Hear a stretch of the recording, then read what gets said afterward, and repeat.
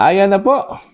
Dinumina po ng mga kandidato ko ng PDP Laban, mga kabida, ang isang survey na ginawa po dyan po sa Davao City. Ano po? Na? Kung saan po, mga kabida, kulelat po itong mga kandidato po ng Alyansa para sa Bagong Pilipinas. Okay? It goes to show lang po itong dominance ng PDP Laban senatorial bets. Nag-deliver po itong Davao City po, mga kabida, no? At siguro kung nalaman lang po ito ng dating Pangulong Rodrigo Roa Duterte, lumulundag na po ito sa tuwa at sa saya, mga kabida. Samantalang ito hong si Pangulong Ferdinand Bongbong Marcos posible hong naaburido po ngayon dito ho sa performance ng kanyang mga bata po, mga kabida. No? Okay. Sa isa pong independent survey firm na Institute for Public Opinion, okay, ito pong University of Mindanao, nag-conduct po sila ng survey, mga kabida, simula noong April 9 hanggang 25, 2025, through stratified sampling for running centers for May 2025 elections. Alright?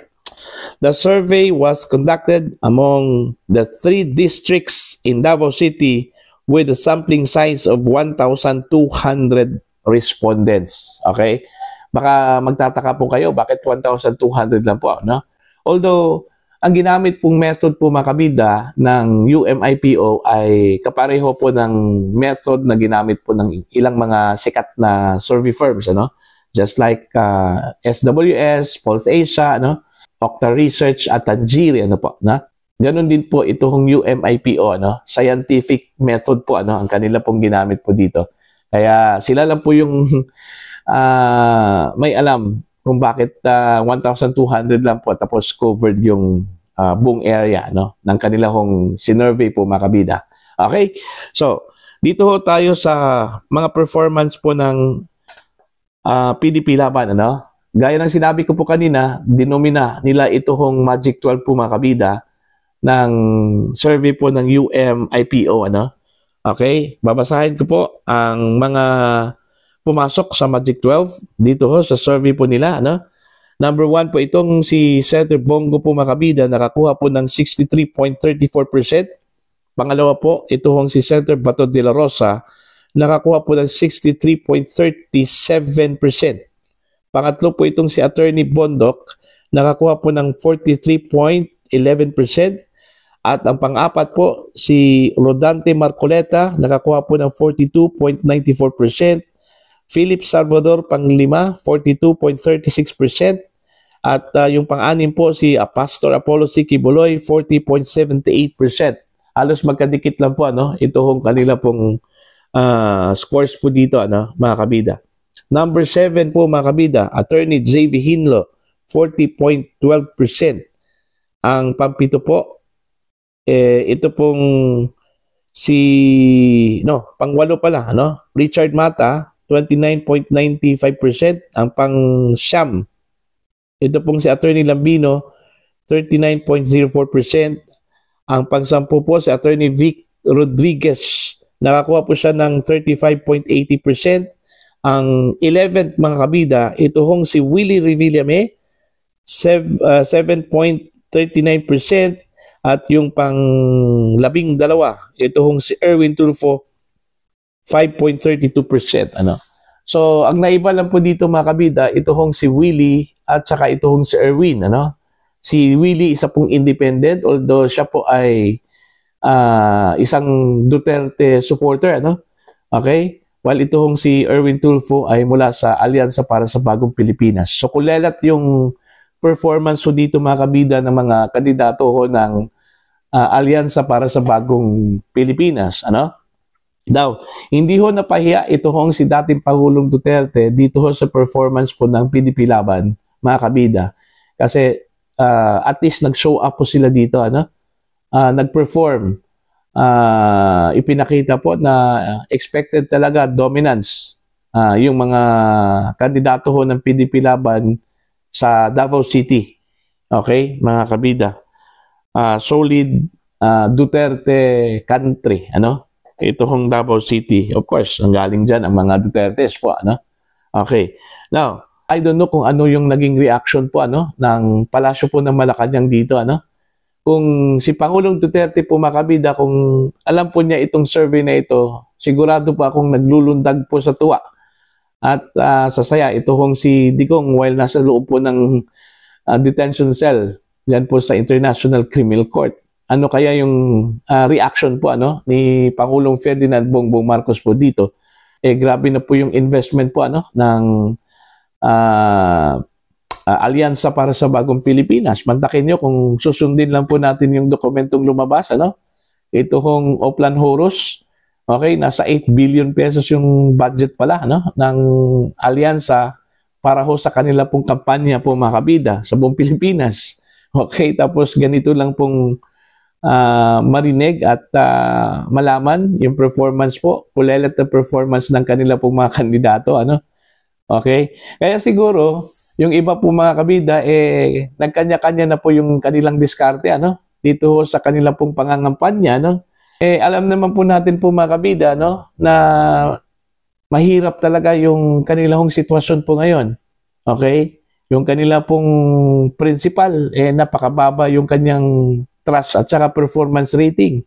Hindi ho sila pwedeng sumandal doon, Kasi baka po sila po mismo apektado sa trust rating ng kanila pong principal. Okay? So hindi ho pwedeng sumandal lang po sila doon. Kailangan ho nilang kumilos at dumiskarte po kanya-kanya para ho makahabol po mga kabida. Although mostly mga kabida sa mga miyembro po ng alyansa ay nasa Magic 12, pero unti-unti na po silang nalagasan, Yung mga miyembro po ng PDP Laban, unti-unti na ring nakapasok po, Diyan po sa Magic 12 po ng para sa pagkasenador. Based po sa mga surveys, mga kabida, ng ilang mga survey firms, sikat na survey firms, Based in Metro Manila, mga kabida. So ito, crucial na po ito. Ilang weeks na lang, 2 linggo na lang po or 3 linggo ang natira bago ho mag-election ngayong May 12, 2025. Ang pinaka-crucial po dito at critical, ito hong last 1 week. Okay? Bago ho mag-election po mga kabida. Kasi todo kayod na po ito hong mga kandidato. Marami pong umaasa na mas marami pa pong mga kandidato po ng PDP Laban mga kabida ang makapasok po sa Magic 12 dahil ho ito na yung sinasabi po nilang momentum ng opposition. Okay? Unang-una po, ang naging turning point po nila dito mga kabida, ito hong survey po ng Pulse Asia kung saan po napakababa yung trust rating at saka performance rating po ng Pangulo. Kung ikakapitalize ito ng PDP Laban mga kabida, sure na po na marami hong makapasok po na miyembro or kandidato ho ng PDP Laban dyan po sa Magic 12. Ang medyo malapit na pong makapasok sa Magic 12, ito hong si Attorney Jimmy Pondoc at ito hong si Attorney Vic Rodriguez. Samantala yung iba, medyo kailangan pa pong i-push. Attorney Hinlo, alright? Ito hong si, anong tawag po dito? Dr. Mata, at yung iba pang mga kandidato ho ng PDP Laban. Para po sa akin, importante lang po dito, mas bahala ho. Hindi lahat makapasok po mga kabida, Mas importante, mas dominante ito hong PDP Laban sa Magic 12. Dahil ho, ang kanila pong hinahabol po dito mga kabida, ito hong impeachment po ni Vice President Sara Duterte. At least man lang makakuha po sila ng 6. Okay? 6 na kandidato na makapasok po sa Magic 12, kahit hindi ho 10. Okay? Kahit 6 na lang po, para at least konti na lang po ang hahabulin po, dyan po sa present numbers of senators, kung saan po yung kanila pong termino po mga kabida, magtatapos po sa 2028. So kung 6 yung makapasok, mula sa PDP Laban, at least mga kabida, okay, meron pong isang independent dyan na always consistent sa Magic 12. Ito hong si Willie Revillame, alam naman po natin na avid supporter talaga itong si Willie. Dating Pangulong Rodrigo Roa Duterte. So pwede po nating i-count yan. Okay, pampito, ano? Dyan po sa Magic 12 po ng senatorial balls po mga kabida, no? So dalawa na lang pong hahabulin, ano? Although sa current setup po ng Senado, ano, yung mga miyembro po na kung saan po ay magtatapos po sa 28, itong si Senator Mig Zubiri, okay, Joel Villanueva, no? Okay? At posible pa itong si Alan Peter Cayetano, ano, mga kabida. So kung idadagdag mo yan doon po sa 7, kung sakali hong 6 ang makapasok mga kabida from the PDP Laban at isang independent, ito hong si Willie Revillame, tapos na po yung boxing. Ano? Okay? Tapos na po yung boxing.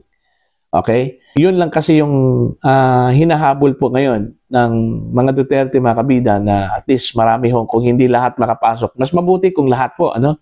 Itong Magic 10 po ng PDP Laban. Pero sa tingin ko po malabo, ano?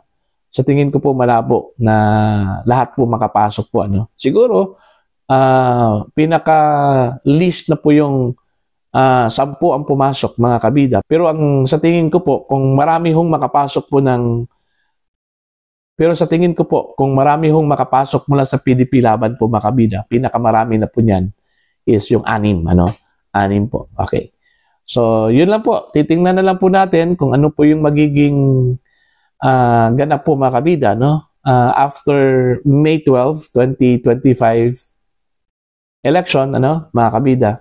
Dito ho natin malalaman mga kabida, ito hong Duterte Magic ay gumagana pa rin, ano? Okay?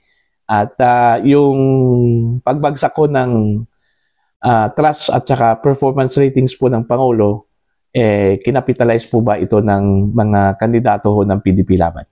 So yan lang po, no? Para po sa inyong opinion at pananaw, you can comment down mga kabida. Sa mga hindi pa po subscriber sa akin channel, please subscribe. Just click the subscribe button, click the notification bell, click all para updated po kayo sa aking mga uploads. Maraming salamat po sa inyong lahat. God bless po mga kabida.